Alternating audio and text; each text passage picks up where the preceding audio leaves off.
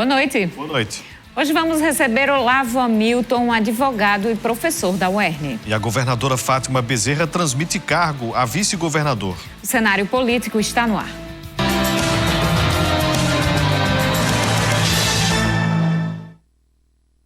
Tem muito assunto para a gente conversar, vamos falar. A gente tem sempre trazido aqui convidados para tratar sobre, fazer análise, tratar sobre este cenário político que a gente vem vivendo no país, principalmente, nacionalmente. Então, Olavo Hamilton, advogado, professor da UERN e também conselheiro federal da OAB. A gente vai trazer aqui muitos temas do que vem acontecendo atualmente na política nacional do ponto de vista jurídico. Você participa do programa, manda sua pergunta, manda o seu comentário através das nossas redes. Twitter, @CenaPolíticoTCM, WhatsApp 88028979 e o Instagram, @CenárioPolíticoTCM. Segue a gente nas redes sociais. Boa noite, Vonúvio. Boa noite, Carol. Boa noite para você, minha amiga telespectadora. Boa noite para você, meu amigo telespectador. Estamos começando mais uma edição do Cenário Político TCM, finalizando esta primeira semana deste mês de novembro. Para você que está aí acompanhando o nosso cenário político, chegamos ao final de mais uma primeira semana, não, segunda semana.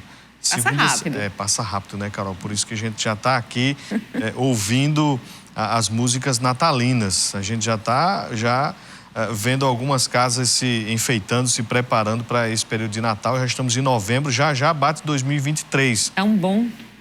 E nessa pegada de final de ano, a gente aguarda a sua participação aqui no cenário político. Você que está nos assistindo, não só aqui em Mossoró, mas você que nos assiste em outras tantas cidades que possuem os serviços da TCM. Se você assiste agora pelo YouTube, a nossa versão que fica aí na internet, aproveita para interagir conosco. Lembra aí de interagir durante o programa ao vivo. Vamos de informação. Carol, tem notícia, não? Eu só ia lembrar desse clima de fim de ano que você falou, Vonúvio, que já tem retrospectiva TCM sendo preparada para você acompanhar ali no finzinho do próximo mês.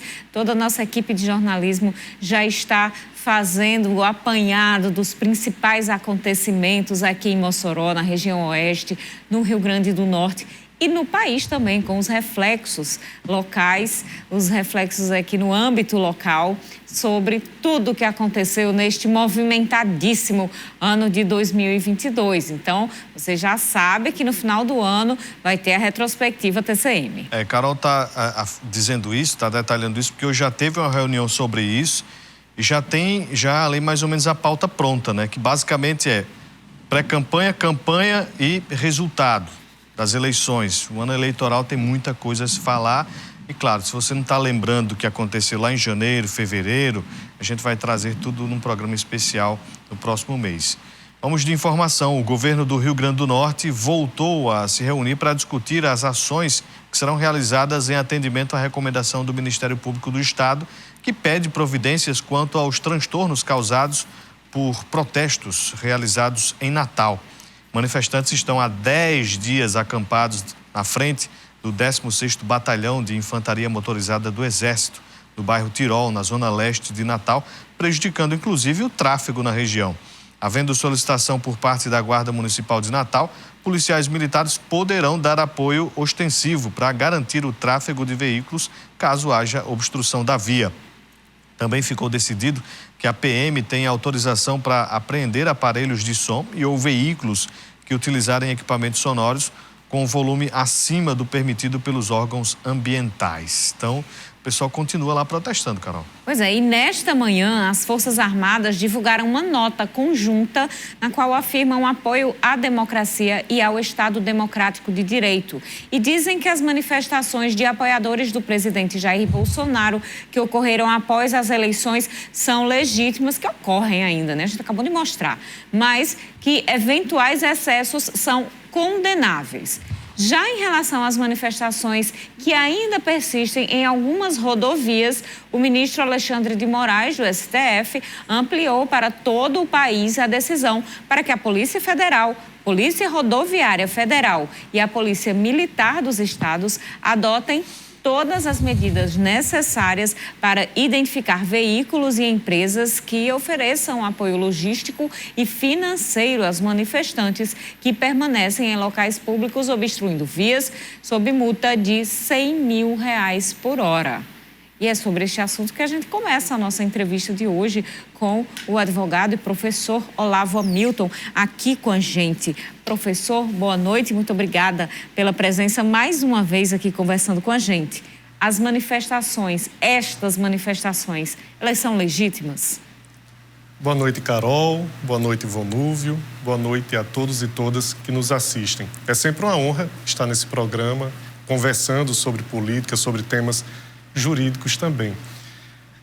Toda e qualquer manifestação, ela deve seguir o primado da Constituição Federal. A Constituição nos assegura a todo cidadão e a toda cidadã o direito de se expressar livremente. Mas esse direito não é um direito absoluto e, por óbvio, esse direito está tutelado e deve seguir as regras constitucionais. Então, se a manifestação é a favor do Brasil, ou se a manifestação é contra a urna eletrônica, ou se a manifestação é a favor do voto impresso, isso é legítimo. Mas uma manifestação que seja a favor, por exemplo, de uma ditadura militar, pedindo a intervenção federal, que na verdade isso é um apelido bonito para a ditadura militar, isso não é legítimo. Isso afronta a Constituição, porque nossa Constituição é democrática, um dos pilares do nosso Estado é a democracia, e a democracia deve ser preservada e deve ser também protegida de manifestações dessa natureza. Doutor Olavo, como é que o senhor observa essas notas que são publicadas? Primeiro teve o relatório do Ministério da Defesa, depois nota em conjunto, né, com o comando do Exército, Marinha e a Aeronáutica. Eles não estão dentro do papel constitucional deles agindo dessa forma. Qual a opinião do senhor? O papel das Forças Armadas é a defesa armada do nosso território, da nossa integridade enquanto país, principalmente em relação a ameaças externas. As Forças Armadas não têm que se meter em apuração ou no que diz respeito à segurança de urnas eletrônicas ou mesmo na política de nosso país. Nós temos instituições sólidas, poderes que tratam desse assunto. A questão eleitoral, ela é resolvida pela Justiça Eleitoral. A questão política do nosso país é resolvida pelos políticos do nosso país. Exército, Marinha, Aeronáutica não devem se prestar a esse papel. Aliás, é recomendado que não se preste a esse papel. A política é a arte do possível. Você já imaginou se fazer política com a força das armas, que é o que parece que as Forças Armadas querem nesse momento? Então, é absolutamente inapropriado.